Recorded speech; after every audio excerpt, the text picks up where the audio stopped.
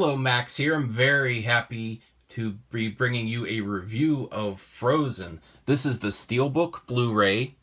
It comes with two Blu-ray discs. One is the 3D version, and the other is the theatrical version with some special features. Before watching this movie for this specific review, it's been about 2 years since I've seen it the last time. So I was really happy to revisit it. In this review, I'm going to be going over the packaging to see if it works as a collectible. I'm going to give you my recommendations at the end of this review. So as a collectible, if it works, for the movie, for the special features, and because this set comes with a 3D version, I'll also be giving you my opinions on the 3D of Frozen. First, let's take a look at this awesome Steelbook packaging. This is the main reason I got this version. It has a nice 3D effect on the lenticular cover. It should be magnetic to the front of the Steelbook, but I don't want to take it off. So it should be also the same image underneath. So I just want to keep the lenticular cover on. But it's got Elsa, Sven, Olaf, Anna, Kristoff. Pretty cool.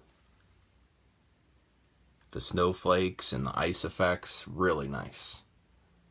Let's take a look at the spine.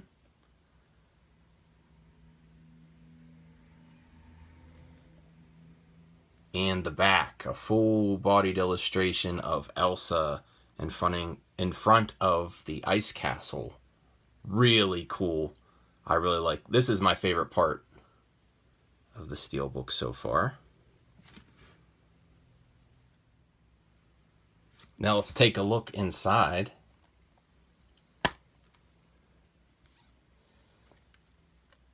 This is the 2D Blu-ray version with the special features.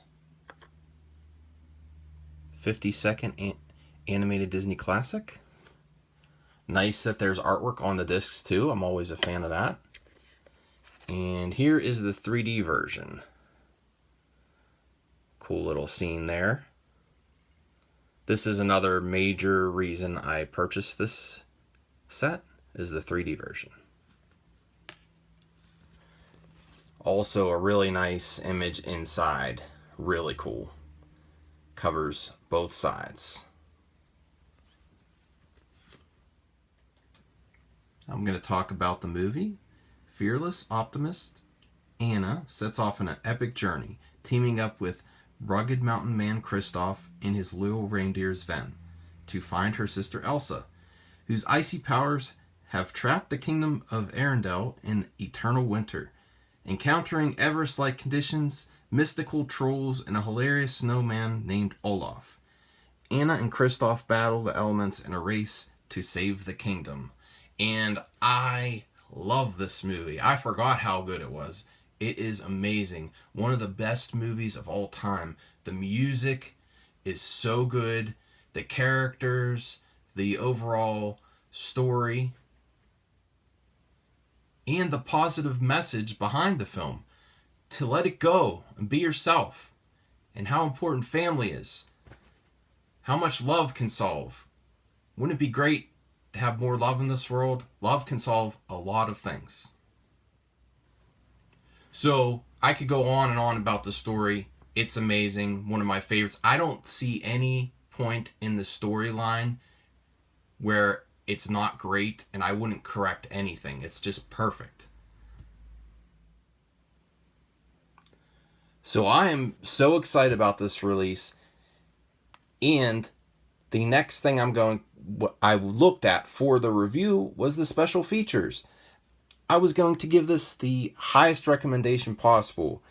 Unfortunately, the special features do not match the quality of the movie and how impactful this movie was to animated movies, to musicals. It brought back the animated musical.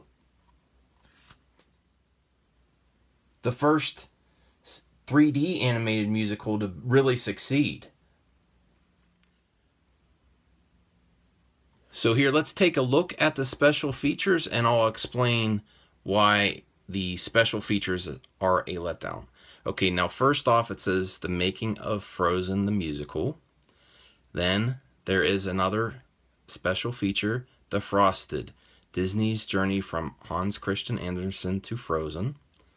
Deleted scenes with introduction by directors Chris Buck and Jennifer Lee.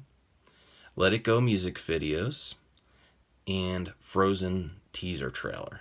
Now that doesn't sound horrible, but when you watch the making of Frozen the musical, it starts out like a musical. It has Josh Gad, Kristen Bell, and I forget the other actor's name, singing. This is the making of Frozen. There's dance numbers. It gets you so pumped.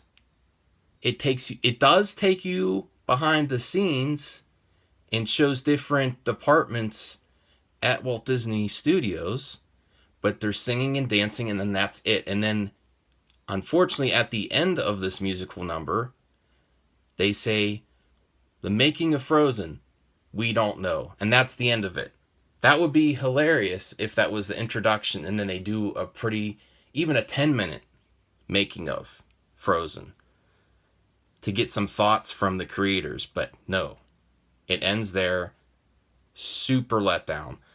This is one of Disney's most profitable and successful animated movie classics of all time, and there's not enough special features here. And I did some research. There's other editions out there, and they all have the same set of special features.